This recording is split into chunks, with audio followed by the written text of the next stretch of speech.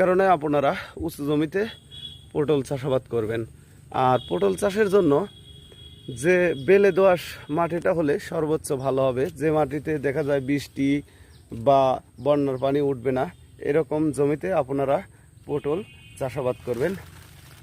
এই যে আমাদের পটলের যে সাইজ দেখেন কেমন গাঁথনি আসে।